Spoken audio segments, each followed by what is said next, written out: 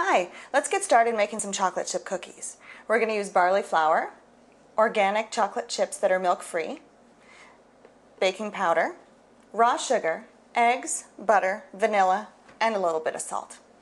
Okay, let's do a close-up and get started. First thing we do is we put the butter in a bowl. This is 2/3 of a cup of butter. And I measured it using the displacement method. You can find that video on the site as well. And we're just going to use a mixer to mix it up. To this, we're adding 3/4 of a cup of raw sugar.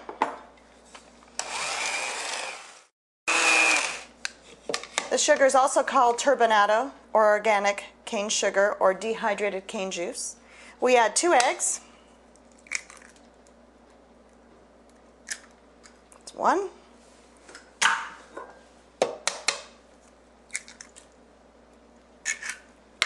And 2. And a teaspoon of vanilla.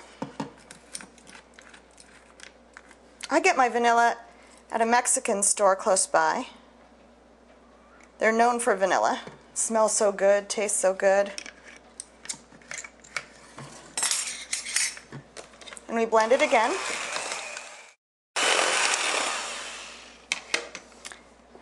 Now we add 3 cups of barley flour.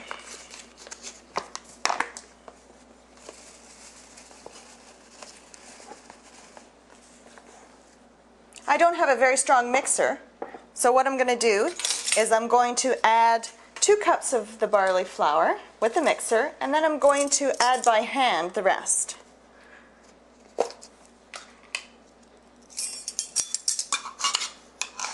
Do 1 cup of baking powder. And just a little bit of sea salt, because I did use salted butter.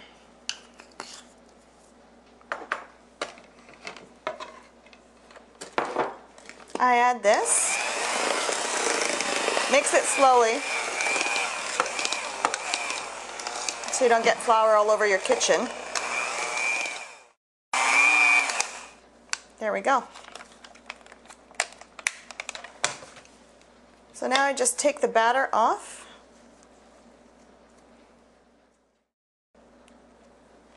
Okay, there we are. We've taken off the batter. I'll just put this in the sink and we'll continue.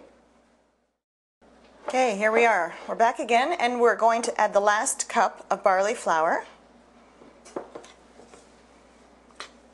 If you don't have a mixer, you can always do it by hand from the beginning. It gives you good muscles. There we are, nicely mixed. And we take our 1 cup of organic milk-free chocolate chips and mix them in. And there we are, nicely mixed. Now it's time to put the cookie dough on cookie sheets. Great, here's the cookie sheet. I love to use parchment paper. Makes cleanup so easy, and that is what bakers use. I also treated myself to this little ice cream scoop. You can use a regular spoon.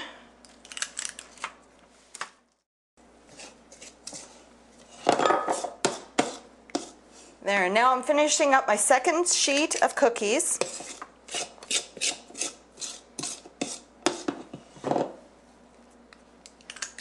There we are.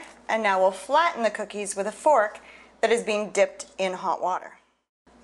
I just use the measuring cup that I used before because I'll be washing it anyway. I dip my fork in the hot water so it doesn't stick to the batter, to the cookie dough, and I squash or flatten the cookies before baking.